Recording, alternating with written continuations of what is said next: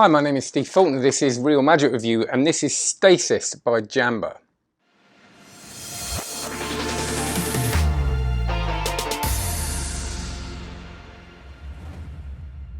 So before we carry on the usual messages, can you please like, can you subscribe, and can you please share this if you like it? It makes a huge difference. You know, the more views I get, the more stuff I get sent, and the more I can review.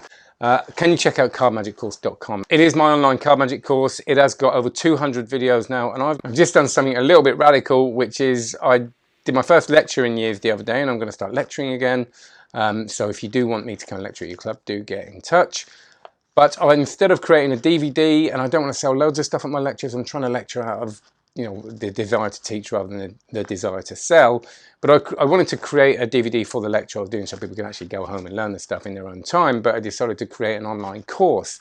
And you can buy that online course. I'll put the link below for £25. And it's got the coins across routine I do, the cups and balls routine I do, and all the card stuff I do in my professional repertoire. And I know a lot of people say that, but I actually do. And the centre tear that I do, Richard Bush's centre tear, but I've added that to the card course, so you get that packaged in with your £9.99 a month for the card course. So I really wanted to make it good quality, but if you're not a card magician, you're not interested in the card stuff, you can buy the lecture for £25. I'll put the link below.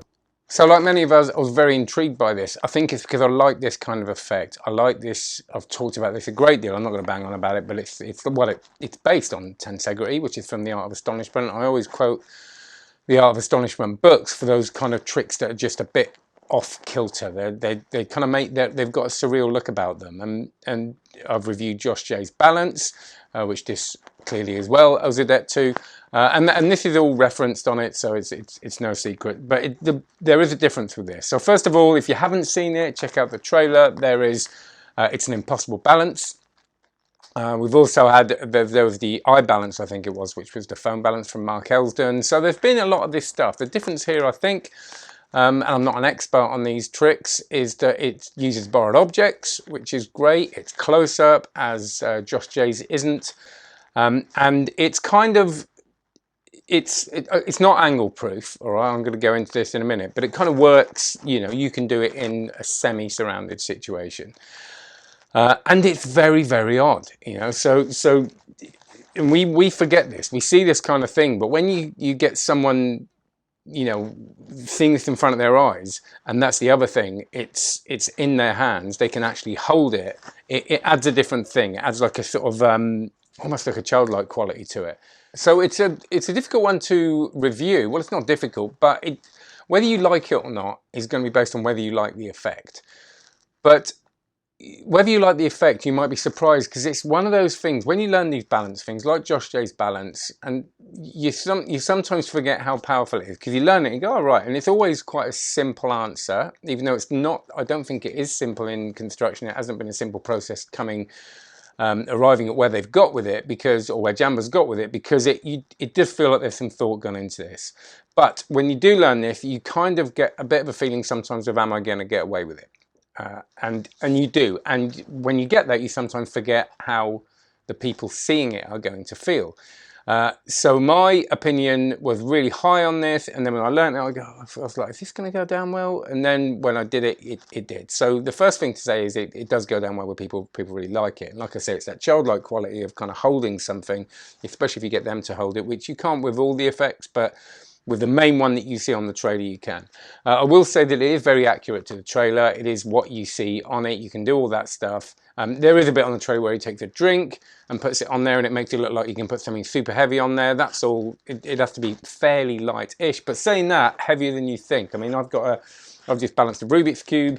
I've balanced a glass on it, and it kind of works in certain situations. So that's just giving you the heads up of kind of what you get. So I will say I like the effect. I like the feeling that people get when they're doing it, and it feels very different. Just to show you now, okay, so there's two things going on here. You get one where you use a playing card, and you get one where you can use your wallet. So if I just let me see, I don't know, a bit of sellotape here. There's the wallet, and you can sort of put stuff on there.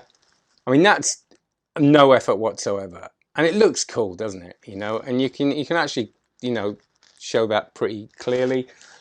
With the credit card, with the card, There's a kind of routine that goes with it where you can get someone to choose a card, which is quite nice because it gives it that free thing, and then you borrow every object, but you've got to use the card, and that's the card you get. That's the actual one, and you see there's nothing. There doesn't seem to be anything to see, and you of course get the balance of it, and you can. There it is, and that is with very little practice. So we're going to the pros and cons. The pros are it's fairly easy. Now you have got to play with it. It's one of those things that is so easy that you think you haven't got to play with it, and then you wish you had when you took it out.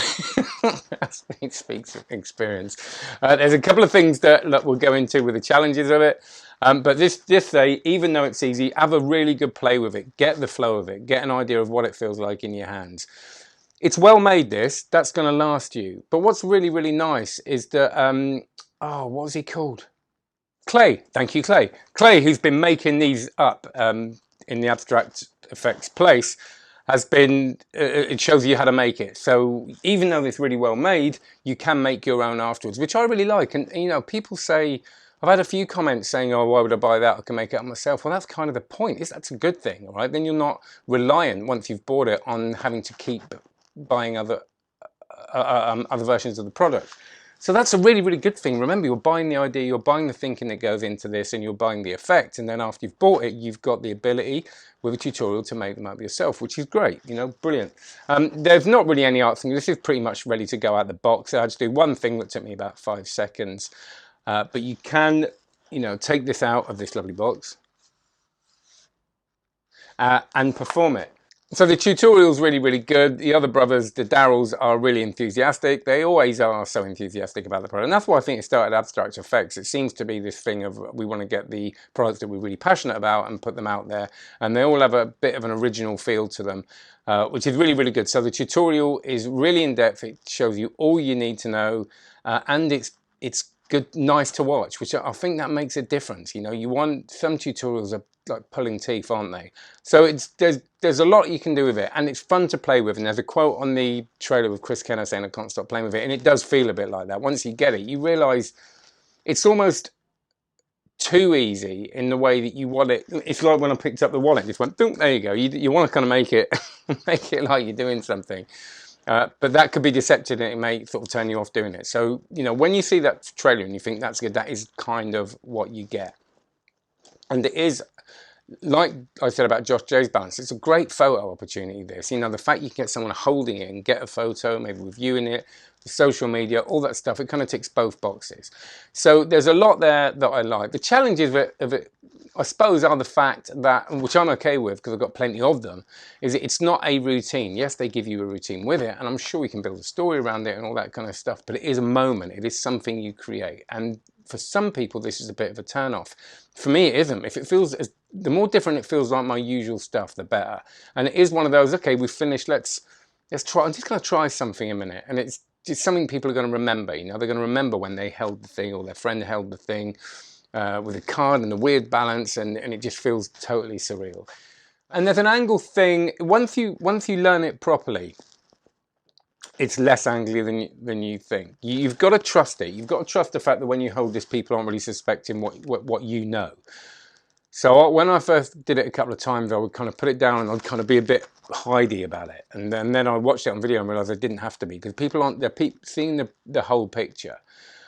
So the way it sort of collapses and goes back is great. So even though it feels a bit angly, and in bright lights, I did it in quite bright lights, and I was very aware of people behind me. So I just wanted to, it didn't feel that safe there, but in normal lighting and all that kind of stuff, it's going to be absolutely fine. But just be aware of it. And also, the better you get at that balance, without giving too much away, the better, the easier it is to kind of conceal. That's all I can say, really. So that's it. That's Stasis. I really like it. I really enjoy playing with it. It's going to be in my close-up case, and every now and then I'm going to get it out and people are going to go, wow, that's really odd, and they're going to remember me, easy for me to say, for it. So with that, can you please go and check out cardmagiccourse.com. That's my online card magic course. As I said before, I've just added loads to it, and my lectures on there now. If you do want me to come and lecture at your magic club, wherever you are in the world, that would be lovely. I do cover all my professional repertoire in that and a lot of other stuff. And please like and subscribe. Whatever you're doing, have a great day and have a lovely life if I never meet you. Take care.